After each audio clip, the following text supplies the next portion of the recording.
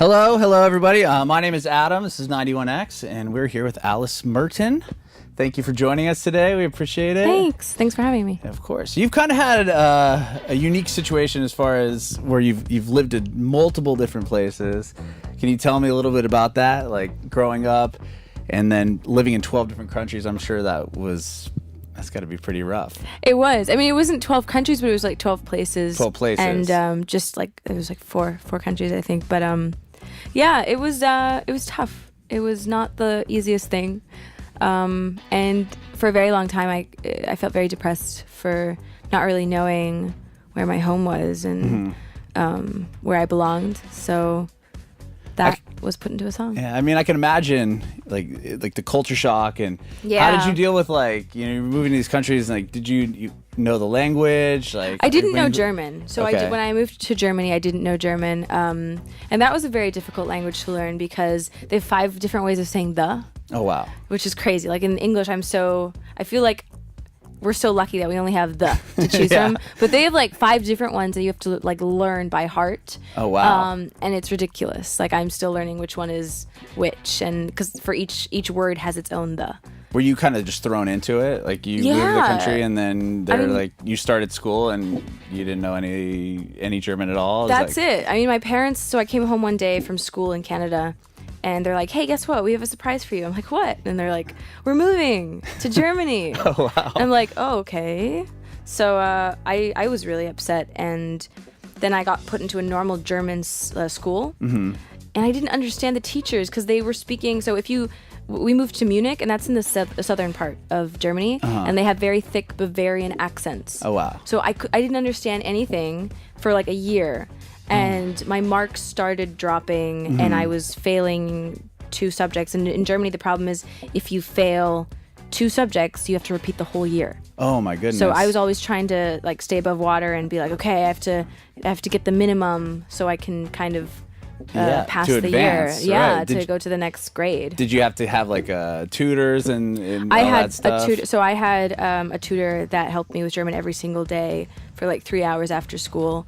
With writing as well, because writing was very difficult. So that was hard. Yeah, I can imagine. Do you have any, I know we're here in San Diego, we have a lot of military. Do you have any advice for some of your younger fans that maybe they have to move around all the time? Like, how was that like meeting new people? Like, was that a struggle? I mean, if you have to learn a new language, it is. I found, like, especially if the people are different, culture-wise, like I couldn't use the same humor I used in Canada. It was just they didn't understand it, and I didn't understand their humor. Right. So I don't know. Do I have advice? I mean, it's hard. I mean, I guess be patient with yourself and with your surroundings, and always be open for new situations, even if you're really scared of them. Mm-hmm. So I'm someone who's scared of everything. Really? As a performer? As a performer, but just as a person. I'm like, there are so many things that I'm scared of, and it's like moving is one of them. Meeting new people, talking to people, and so just kind of try and be open for that, and always try and see the positive sides of these things, because I didn't do that for a very long time. Yeah. How many languages do you speak? So in Canada, while I was living in Canada, I spoke English and a bit of French, because in Canada you have French as of kindergarten. Okay. And then once we moved to Germany, my French just got really, really bad. Oh, you just kind of lost it. So now it's just German and English. Wow. And a little bit of French. I can still get my way around France. That's intriguing. Yeah, I mean, I can speak very, very poor Spanish, like if I had to get away with it for 10 minutes. Yeah. But I can't imagine picking up that many languages. And that kind of turned into your this massive hit song that you have right now, No Roots. And was that fairly easy to put together, or like did you have the idea and you're like, okay, like one day it just kind of came to you, like I need to put this down? How did the process of No Roots come together? So I'd been collecting sentences for quite some time, and like most of the words and sentences and lyrics were already written down prior to the session. So when I was in the studio with my producer, and I told him what my vision was. Like, I wanted to call the song No Roots. I'd been working on the line in the chorus, but I couldn't get the right melody. Like it was just too long, and he's just like, just cut the end off and just go like ooh, ooh, ooh, ooh. And I was like, oh my god, that's so cool.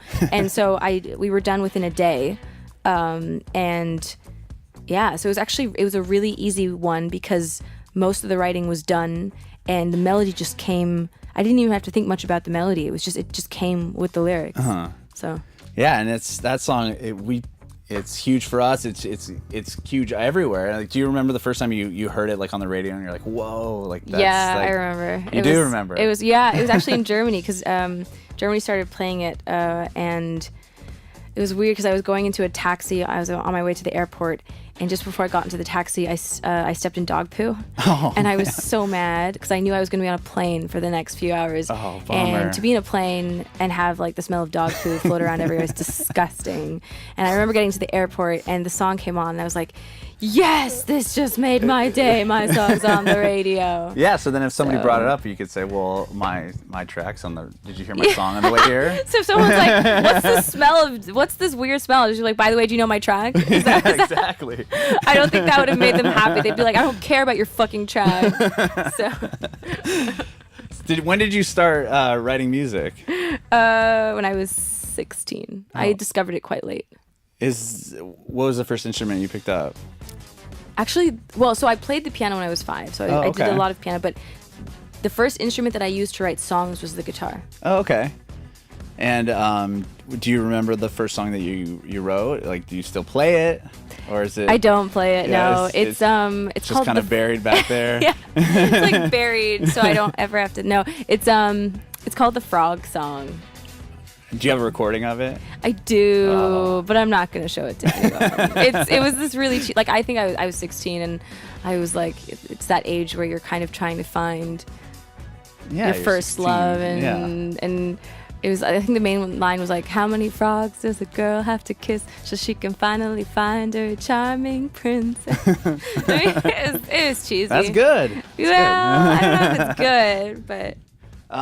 So you have your own record label. Yes. And how did you start that? You just one day you're like, you know what? I've got these songs. I'm gonna put them out, and I'm gonna start a record. Yeah. I never expected to start a record label. No one wanted to sign the music that I wanted to put out. Wow. They kept on telling me that if I did want to get signed, they kept on having me like wait, and I hate waiting. I'm very impatient. And they were telling me that I needed to change certain things. So I need to take, like, for No Roots, they said I need to take out the guitar, and I need to take out this part in the middle that goes dun dun dun dun dun dun. And that's my favorite part of the song. I'm like, I'm not taking that out of a song. Right. It must be stupid. So I started my own record label with my manager, who is also my best friend. So we met at university. Oh, wow. We moved to Berlin together, and we invested all our money into this label.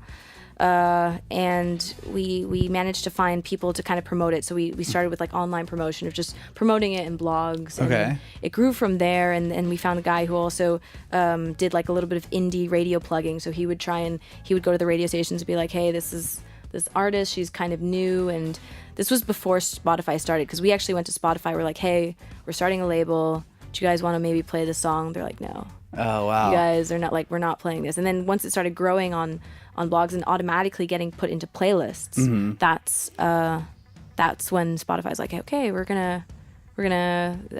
this is kind of cool, actually. Yeah. So we were very thankful for their support. So yeah, it just kind of started growing organically. Very cool. And you have an EP out now. Yes. And is there a full length coming out? What's next for you? So the album's coming out in October. Okay. If everything goes well. Wow. So I'm really excited about that, and we're just gonna be putting out more music. So like every few months, a song, and I just kind of like putting out new music, not waiting for like the album to come, but just kind of putting it out every few weeks or every few months, and just so people can have something to listen to. And very cool. Well, we love the song, even the new single, Lashing Out. That's great. Thank you. And you're going to play some songs for all of us now? Yes. All right, cool. Thank you. Thank you, Alice Merton.